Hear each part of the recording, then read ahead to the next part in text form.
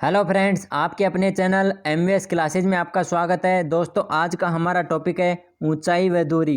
त्रिकोणमिति से संबंधित ही यह टॉपिक है। अगर आपने अभी तक त्रिकोणमिति नहीं देखा है तो नीचे डिस्क्रिप्शन में लिंक मिल जाएगी, आप वहां से देख सकते हैं।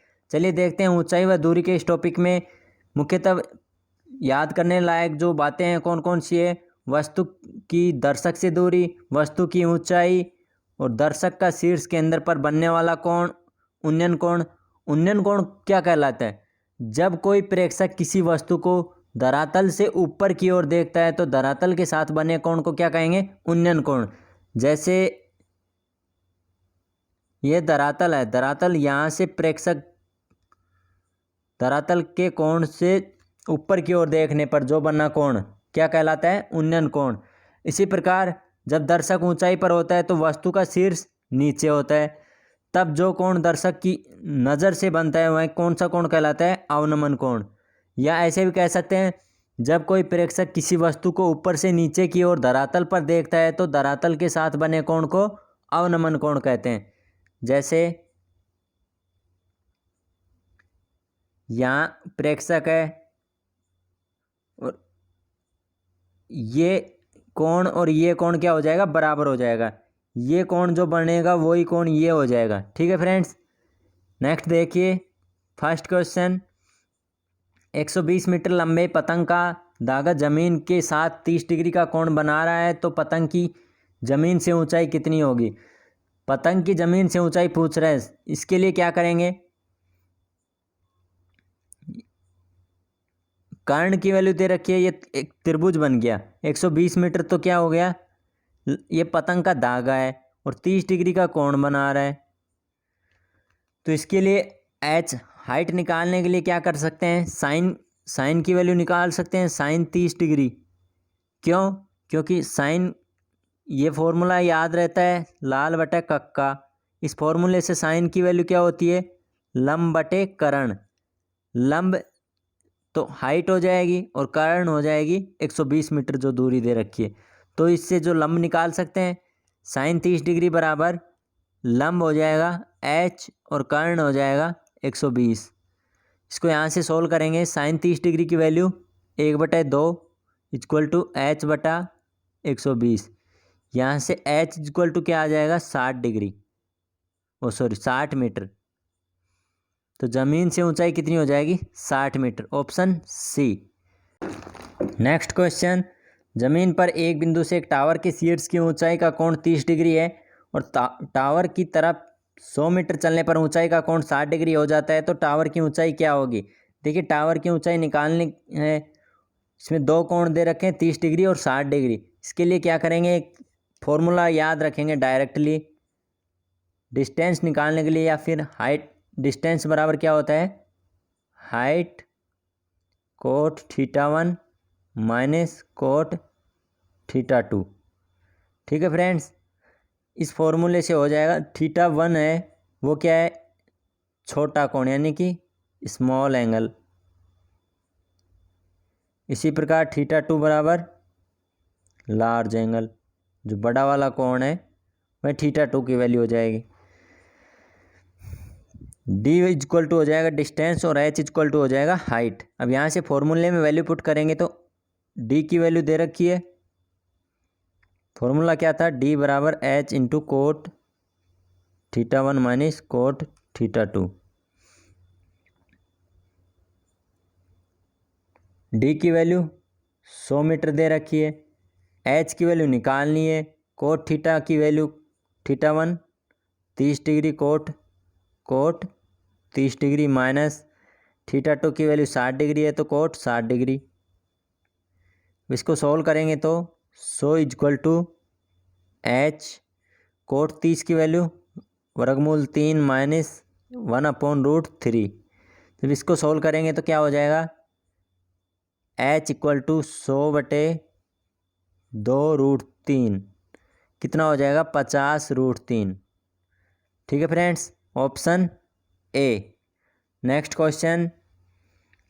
मीनार से कुछ दूरी पर स्थित बिल्डिंग की ऊंचाई 140 मीटर है, जिसके शीर्ष और आधार के साथ मीनार के शीर्ष द्वारा 30 डिग्री और 60 डिग्री का उन्नयन कोण बनता है। तो मीनार की ऊंचाई क्या है। इस प्रकार मीनार की ऊंचाई ज्ञात करने के लिए क्या करेंगे, डायरेक्टली याद रखेंगे 3/2 को h से गुणा कर देंगे, डायरेक्टली आ जाएगा। चलिए देखते हैं हाइट कितनी दे रखी है, h बराबर 140 मीटर। फॉर्मूला क्या है अपने पास, 3/2 इंटू h की वैल्यू 140 मीटर। इसको सोल्व करेंगे कितना हो जाएगा, 210 metre. Option P. Next question, एक मीनार के आधार से क्रमशः 8 मीटर में 18 मीटर दूरी पर स्थित दो बिंदुओं से मीनार के शिखर का उन्नयन कोण क्रमशः 63 डिग्री व 27 डिग्री है, तो मीनार की ऊंचाई ज्ञात करो। इस प्रकार के क्वेश्चनों में क्या करेंगे, अगर 63 और 27 डिग्री इस हिसाब से दे रखा है तो उसमें क्या होता है कि उनका जो योग कितना होना चाहिए, 90 डिग्री होना चाहिए। अगर इनका कोणों का योग 90 डिग्री हो जाता है तो उसके लिए डायरेक्ट फॉर्मूला याद रखेंगे हाइट निकालने का। जो दोनों दूरी है d1 और d2 उनका मल्टीप्लाई करके उनका वर्गमूल निकाल लेंगे। ठीक है, जो 90 डिग्री इनका योग हो जाता है उन कोणों को क्या कहेंगे, अगर दो कोणों का योग 90 डिग्री हो जाता है तो उनको पूरक कोण। एग्जाम में अगर ये दो कोण ना देकर पूरक कोण भी दे दिया जाए तो उसका मतलब भी यही फॉर्मूला यूज करना है। चलिए देखते हैं अब इससे d1 8 इंटू d2 की वैल्यू 18 है। जब इनको सोल्व करेंगे कितना हो जाता है, 144। 144 का जो वर्गमूल है कितना होता है, 12 metre. Option B. Next question, 25 metre और 9 मीटर लंबे दो खंभे के बीच की दूरी x मीटर है। यदि खंभों के शीर्ष के अपने सामने वाले खंभे के अधोभाग के साथ बने उन्नयन कोण क्रमशः कैसे हैं, पूरक हो, तो x का मान तो करिए x का मान क्या होगा।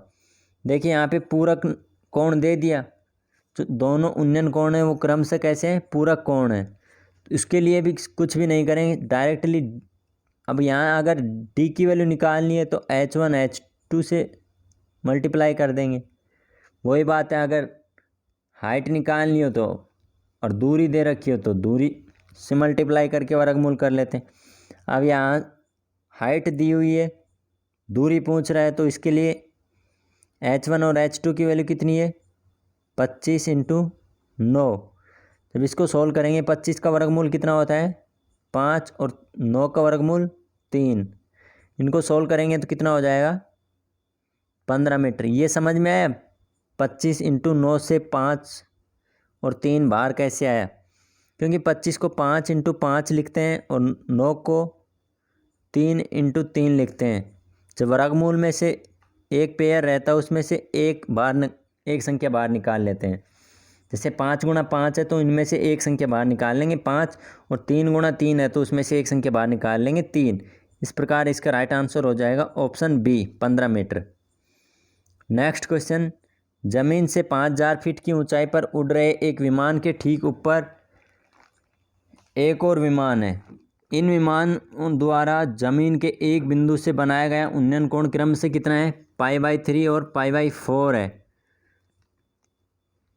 तो दोनों विमानों के बीच की ऊर्ध्वाधर दूरी क्या होगी।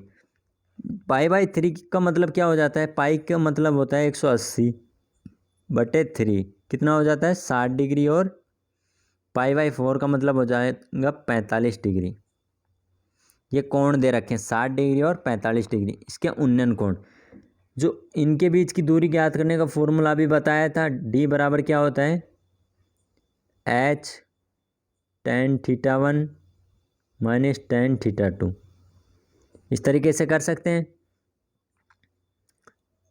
डिस्टेंस निकालनी है तो h की वैल्यू कितनी है, हाइट 5000 फीट पे, और tan θ1 की वैल्यू tan 60 का मान कितना होता है, वर्गमूल 3,